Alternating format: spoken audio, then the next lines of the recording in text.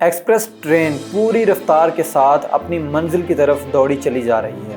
راستے میں دونوں طرف خوبصورت ندی نالوں کے خوبصورت سرسبز کھیتوں کا منظر اسے اپنی طرف اٹریکٹ کر رہا ہے، اسے کھینچتا ہے اپنی طرف۔ لیکن تیزی سے دوڑتی ہوئی اس ٹرین کو ان خوشنما مناظر سے کوئی دلچسپی نہیں۔ اونچی اونچی پلیں اور نیچی نیچی زمینیں، پانی یا خشک علاقے، کوئی بھی چیز اس کو روک نہیں پاتی، اس کی رفتار پر اثر انداز نہیں ہوتی۔ راستے میں بہت سارے چھوٹے چھوٹے اسٹیشنز آتے ہیں، لیکن یہ ٹرین ان چھوٹے چھوٹے اسٹیشنز پر رکتی نہیں ہے اور ایسے دوڑی چلی جاتی ہے جیسے اسے کبھی کہیں رکنا ہی نہیں ہے۔ ایک با مقصد زندگی کا معاملہ بھی کچھ اسی طرح سے ہے۔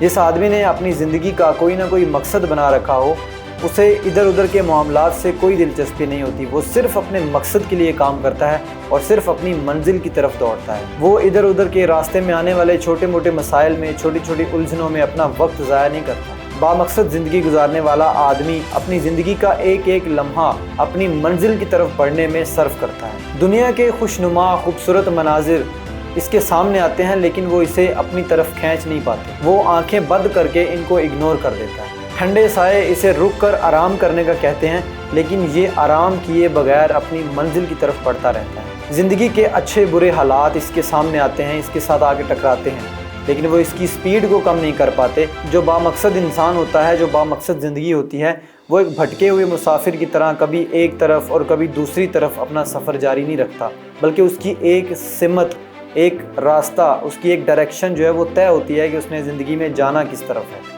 ایسا آدمی کیسے کہیں رک سکتا ہے؟ کیسے وہ اپنا وقت ضائع کر سکتا ہے؟ با مقصد انسان کو ہر طرف سے اپنی توجہ ہٹا کر اپنے مقصد کی طرف توجہ کرنی پڑتی ہے اور اسی طرف بڑھتے رہنا ہوتا ہے، اور تب تک بڑھتے رہنا ہے جب تک وہ اپنے مقصد کو حاصل نہ کر لے یا اپنی منزل تک پہنچ نہ جائے۔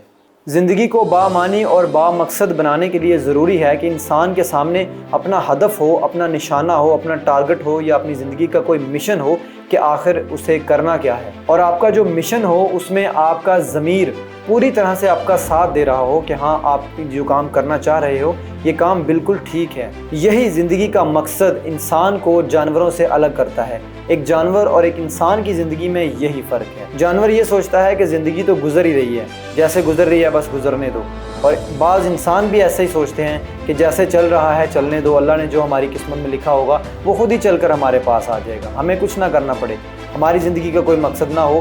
اللہ تعالیٰ ہمیں ہمارا مقصد بھی اللہ تعالیٰ ڈیفائن کر کے دے کہ آپ نے زندگی میں کیا کرنا ہے۔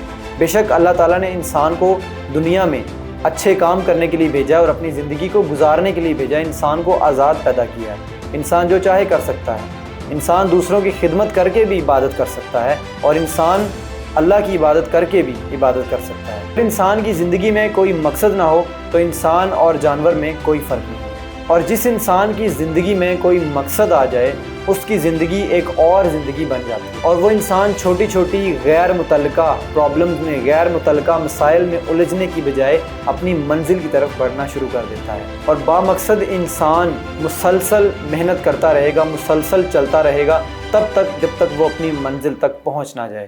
اور ہمارے یہاں پہ نوجوان یہ کہتے ہیں کہ ہم کچھ نہ کچھ کر لیں گے، اور نوجوانوں کی جو اکثریت ہے وہ پیار محبت کے جنگل میں پھنسی ہوئی ہے۔ ہم لوگوں کا مقصد یہ ہوتا ہے کہ وہ فلاں لڑکی ہے جو میرا کرش ہے، بس کسی نہ کسی طریقے سے اس کو حاصل کر لیا جائے۔ میرے بھائی، جب آپ کی زندگی کا کوئی مقصد ہوگا، جب آپ اپنا مقصد حاصل کر لیں گے، آپ کی زندگی کامیاب ہوگی، تو ایسی ہزاروں لڑکیاں، ایسی ہزاروں محبتیں آپ کے اوپر قربان ہونے کے لیے تیار ہو جائیں گی۔ لیکن اگر آپ کی زندگی کا کوئی مقصد نہیں ہوگا تو نہ تو وہ آپ کی جو محبت ہے وہ آپ کو زیادہ دیر ایکسیپٹ کرے گی، زیادہ دیر برداشت کرے گی، اور نہ اس کے گھر والے آپ کو کسی قابل سمجھیں گے۔ اور یہ جو جذباتی محبت ہوتی ہے، جذباتی فیصلے ہوتے ہیں، یہ پریکٹیکل لائف میں نہیں چلتے۔